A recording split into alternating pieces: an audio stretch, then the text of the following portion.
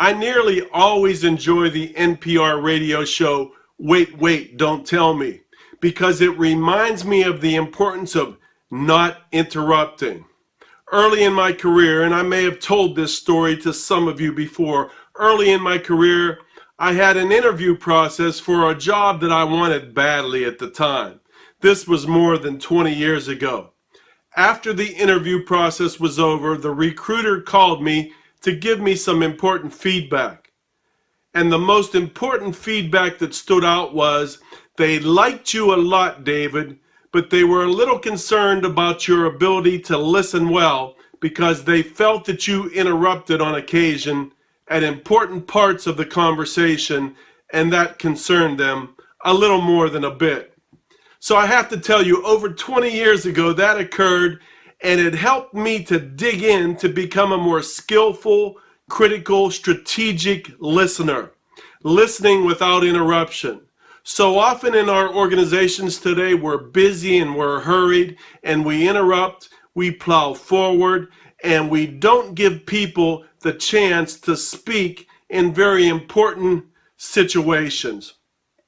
For us as safety professionals, we have to be skillful, critical, strategic listeners so that we're paying attention to the right cues of our leaders and others to show them how we can intervene and provide greater leverage and support through environmental health and safety. At the same time, our frontline leaders and middle managers are asked to do so much today, and we invest so little in them. An investment in helping them listen better critically can help us gain an advantage that we may not have realized before. We have to help our leaders to engage others intellectually and cognitively by listening well and processing the information well enough to respond and act appropriately. If we can process the information well in our heads, then we need to also process the information by connecting with our hearts,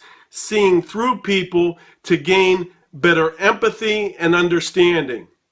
I liken great listening to a game of throw and catch with one of your best friends, not trying to gain a competitive advantage or direction or to show who has the better arm, but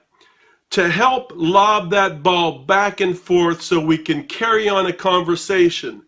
adding to that conversation in productive ways that gives us better insight, better understanding, and quite possibly a breakthrough thought process that leads us to another level of performance. In all of our cultures today, in and through safety and health, we need to help our organizational leaders develop a great culture of listening and not a culture of interrupting, but listening, engaging,